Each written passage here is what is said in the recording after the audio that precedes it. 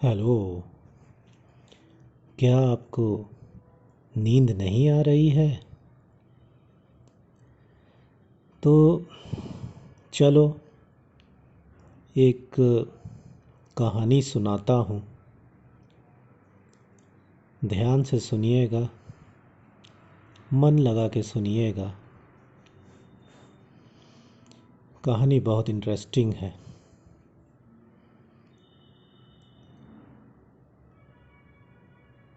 संजीव को आज ऑफिस में बहुत देर हो चुकी थी। अपना सारा काम निपटा कर वो जल्दी से जल्दी ऑफिस के बाहर निकला और पार्किंग में खड़ी अपनी गाड़ी में बैठ के वो अपने घर की तरफ निकल पड़ा। संजीव ने सफ़ेद रंग की शर्ट और एक स्लेटी ग्रे रंग की पैंट पहनी थी और वो एक नीले फ्रेम वाला चश्मा पहना करता था।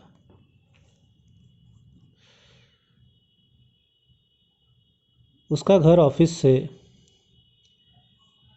करीब 15 किलोमीटर दूर था और घर के रास्ते में एक पहाड़ी पड़ती थी जिसमें एक बहुत घना जंगल भी था। बहरहाल देर काफ़ी हो चुकी थी और अंधेरा भी होने लगा था। संजीव ने गाड़ी के एक्सीलरेटर पर अपने पैर को ज़ोर से दबाया और गाड़ी फुल स्पीड में दौड़ने लगी। थोड़ी ही दूर में गाड़ी पहाड़ी वाले रास्ते पर आ चुकी थी। अंधेरा भी पूरी तरह से हो चुका था और आज अमावस्या की रात थी, सो अंधेरा कुछ ज़्यादा ही गहरा हो चला था। जंगल के रास्ते में काफ़ी ऊंचे ऊंचे पेड़ और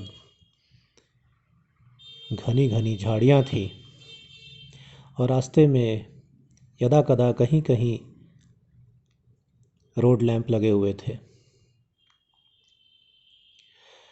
क्योंकि रात काफ़ी हो चुकी थी, गाड़ियों की संख्या भी काफ़ी कम थी, या यूँ कहिए कि संजीव की गाड़ी उस सुनसान रोड पर अकेले ही दौड़ी जा रही थी। उस पहाड़ी रास्ते पर एक छोटी सी पुलिया थी जिसके नीचे से एक नहर बहती थी। संजीव की गाड़ी अभी उस पुलिया के पास पहुंचने ही वाली थी कि तभी संजीव की नज़र पुलिया के पास खड़ी एक औरत पे पड़ी। उस औरत ने लाल रंग की साड़ी पहनी थी और वो काफ़ी परेशान दिख रही थी। संजीव ने गाड़ी की स्पीड थोड़ी कम की और उसका पूरा ध्यान उस लाल रंग की साड़ी पहने औरत पर था। तभी उस औरत ने गाड़ी रोकने के लिए अपना हाथ ऊपर किया, मानो कि वो लिफ्ट मांग रही हो। संजीव थोड़ा सा कंफ्यूज हो रहा था। इतनी रात में सुनसान रास्ते पे किसी को लिफ्ट देना शायद कोई बड़े खतरे की निशानी हो सकती थी, पर पता नहीं क्यों एक तो वो औरत काफ़ी सुंदर थी और फिर संजीव को ऐसा लगा कि कहीं वो कोई बड़ी मुसीबत में तो नहीं है, इसलिए अचानक ही उसने गाड़ी के ब्रेक पर पैर रख दिया। गाड़ी खड़ी हो गई। वो औरत धीरे धीरे चल के गाड़ी के पास पहुंची। संजीव ने अपनी गाड़ी का शीशा नीचे किया और पूछा, आप इतनी रात में इस जंगल में क्यों खड़ी हैं? उस औरत ने कहा, मैं घर जा रही थी और मेरा पर्स चोरी हो गया। मेरे पास घर जाने के पैसे नहीं हैं, तो मैंने सोचा मैं पैदल ही निकल जाऊं। पर मुझे रास्ते का इतना अंदाज़ा नहीं था। मैं निकल तो पड़ी, लेकिन इस जंगल के रास्ते में आके फंस गई। अब मुझे बहुत डर लग रहा है और मेरा घर अभी भी काफ़ी दूर है। क्या आप मुझे लिफ्ट दोगे? संजीव ने बोला कि ठीक है, आप आके बैठ जाइए। संजीव ने ऐसा बोल तो दिया, लेकिन उसके दिमाग में शायद कुछ मंशा थी कि कहीं मैं गलत तो नहीं कर रहा, कहीं मैं किसी मुसीबत पे तो नहीं पड़ जाऊं। लेकिन फिर भी पता नहीं क्यों, किसके किस शक्ति के प्रभाव में उसने उसकी बात को माना और उसको हाँ बोल दिया। वो आके उसके बगल में बैठ गई। संजीव ने गाड़ी स्टार्ट की और गाड़ी पुलिया पे चढ़ गई और वो छोटी सी पुलिया को क्रॉस करने लगी गाड़ी। संजीव ने देखा वो औरत उस पुलिया के नीचे ही देख रही थी और बहुत ध्यान से देख रही थी। थोड़ी देर बाद चलने के बाद संजीव ने बोला, आपका घर अब कितनी दूर है? उस औरत ने बोला कि बस 5 मिनट, अब बस मेरा घर आ ही जाएगा। संजीव ने बोला कि आपका घर इस जंगल में है? क्योंकि जहाँ तक मुझे पता है, यहाँ से कम आधा घंटा और लगता है शहर पहुँचने में। उस औरत ने कहा कि हाँ हाँ, मैं यहीं रहती हूँ। यहीं पर एक आगे जाके एक पतली सी पगडंडी निकलती है, आप मुझे वहीं छोड़ देना। संजीव को ये सुनकर बड़ा अजीब लगा, लेकिन वो अपनी गाड़ी चलाता रहा। थोड़ी देर में आके उस औरत ने उसे रुकने का इशारा किया और उसने कहा, बस बस बस, आप बस गाड़ी यहीं रोक दो, मैं यहाँ से अपने घर चली जाऊँगी। संजीव ने देखा कि वहाँ तो ना कोई घर था, ना कोई किसी आदमी का निशान था, ना कोई दुकान, ना कोई बस स्टॉप, कुछ भी नहीं था। उसे बड़ा आश्चर्य हुआ कि वो यहाँ क्यों उतर रही है। उसने उससे पूछा कि आप श्योर हैं कि आप यहीं उतरेंगी, आपका घर यहीं है? तो उस औरत ने बोला, हाँ हाँ, मैं यहाँ से चली जाऊँगी, बस थोड़ी दूर में मेरा घर है यहाँ। तो संजीव ने बोला, मन ही मन सोचा कि ठीक ही है, अच्छी बात है, ये चली जाए तो मेरी मुसीबत भी कम होगी।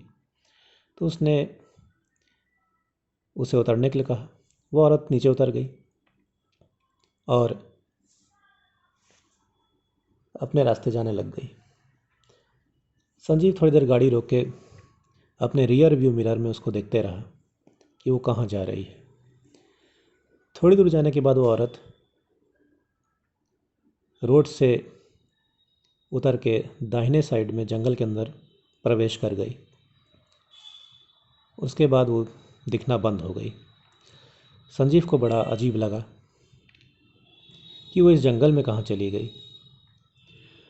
उसे बहुत डर भी लग रहा था कि कहीं वो औरत किसी मुसीबत में नहीं पड़ जाए, और उससे ज़्यादा उसे डर लग रहा था कि कहीं वो खुद किसी मुसीबत में नहीं पड़ जाए। लेकिन पता नहीं क्यों, जैसे कि कोई शक्ति उसको अपने वश में कर रही थी। उसके मन में आया कि क्यों ना मैं जाके देखूं कि औरत वो कहाँ गई है, इस अंधेरे में जंगल में कहाँ चली गई। और अपने आप ही उसने गाड़ी का दरवाज़ा खोला और वो उस औरत के पीछे जाने लग गया। थोड़ी दूर चलकर संजीव ठीक उसी जगह पहुंचा जहाँ से औरत जंगल में घुस घुस गई थी। वो जंगल के रास्ते में एक पतली सी पगडंडी में जाने लगा और दाएं बाएं देखते देखते बढ़ता रहा। थोड़ी दूर जाके उसने देखा कि वाकई वहाँ एक मकान था। उस मकान में सिर्फ एक बत्ती जल रही थी। वो उस मकान तक गया। वो एक छोटा सा लकड़ी का मकान था, जिसमें शायद एक हॉल और एक कमरा था और कुछ नहीं था। उसने मकान का दरवाज़ा खटखटाया। तभी दरवाज़ा खुलता है और अंदर एक बूढ़ा आदमी निकलता है। संजीव ने उस बूढ़े आदमी को देखा।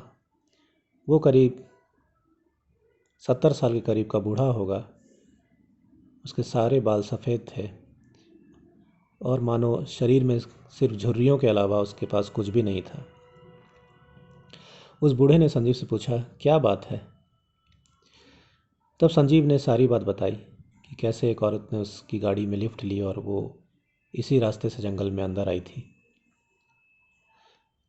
संजीव ने उससे पूछा कि क्या आपने किसी औरत को देखा है यहाँ आते हुए? तो उस बूढ़े ने बोला कि हाँ, वो औरत यहाँ आई थी, वो मेरी बेटी है।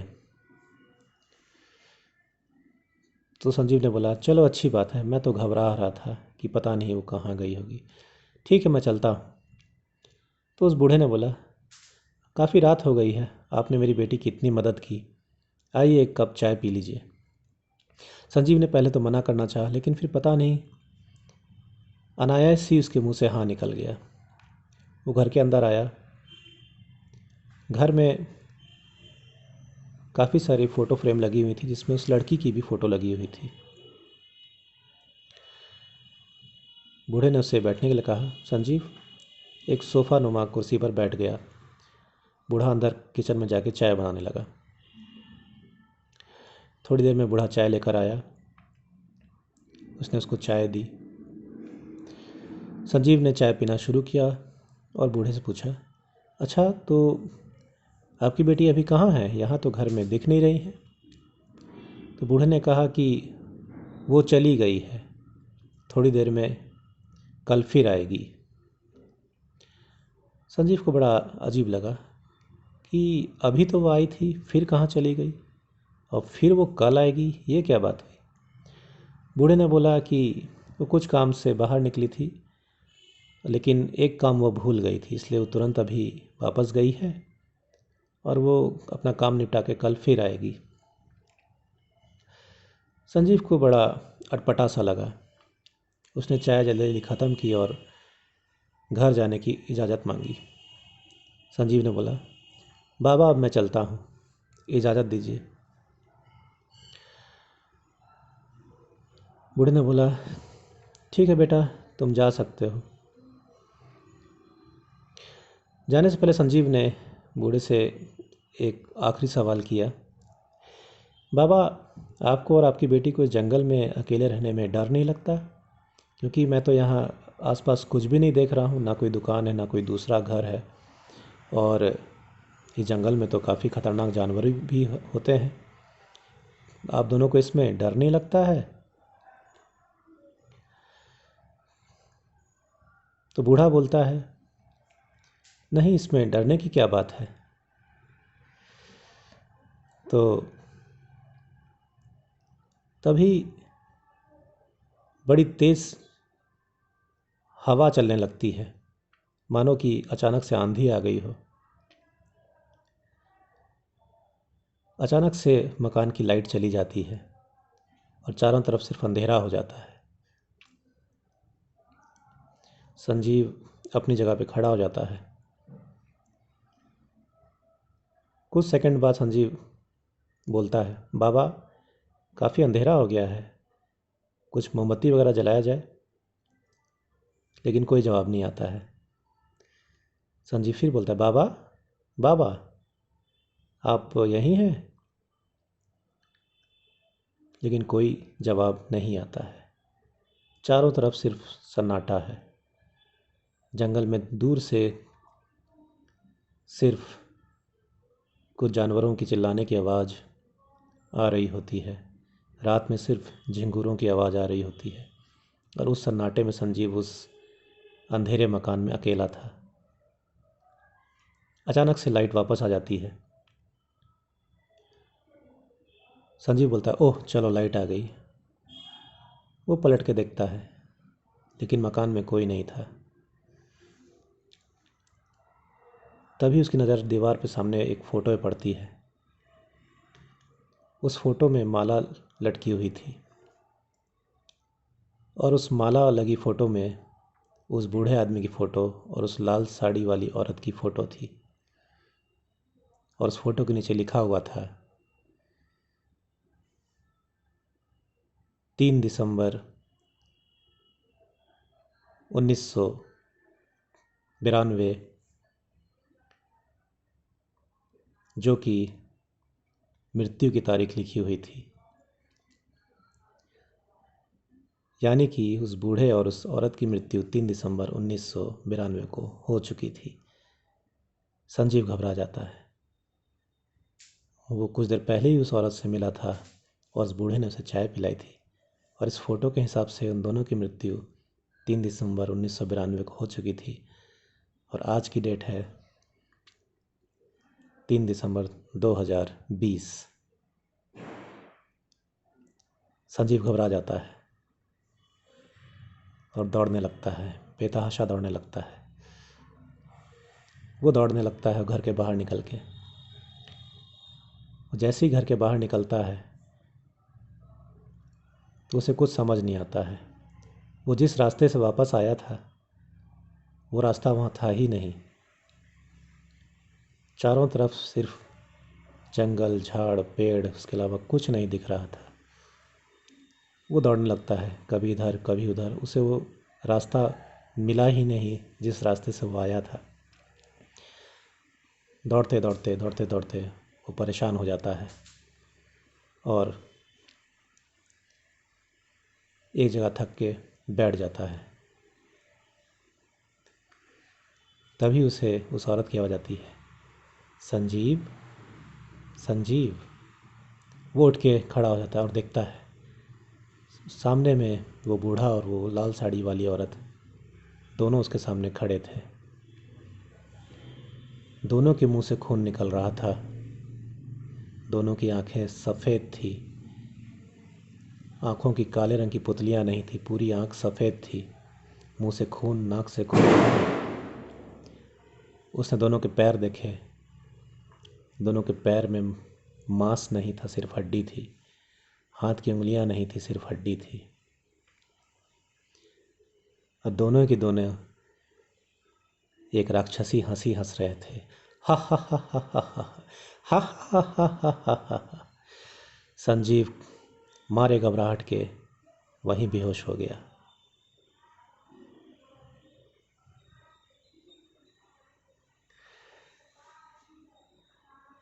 इस घटना के 1 महीने बाद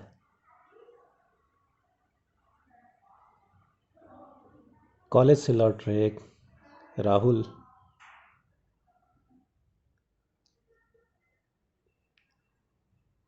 जो कि अपने बुलेट से अपने घर जा रहा था, वो उसी जंगल के रास्ते से गुजर रहा था। उसकी बुलेट उसी पुलिया के पास पहुंचती है। रात का अंधेरा हो चुका था।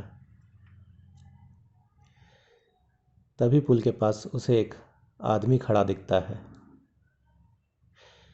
उस आदमी ने सफ़ेद रंग की शर्ट पहनी थी और स्लेटी ग्रे रंग की पैंट पहनी थी, और उसकी आंखों में नीले रंग के फ्रेम का चश्मा था। उसने राहुल को रुकने का इशारा किया। राहुल ने बुलेट रोकी और उस सफ़ेद शर्ट, स्लेटी ग्रे पैंट वाले और नीले रंग के फ्रेम वाले चश्मे वाले आदमी ने उससे कहा, मुझे लिफ्ट दोगे? और इसी के साथ कहानी ख़त्म होती है। आशा करता हूँ आप सभी को कहानी बहुत पसंद आई होगी। पसंद आई हो तो लाइक पर क्लिक करें। कोई कमेंट करना हो अच्छा या ख़राब तो कमेंट भी कर सकते हैं। और मेरा चैनल प्लीज़ सब्सक्राइब करें। Good night.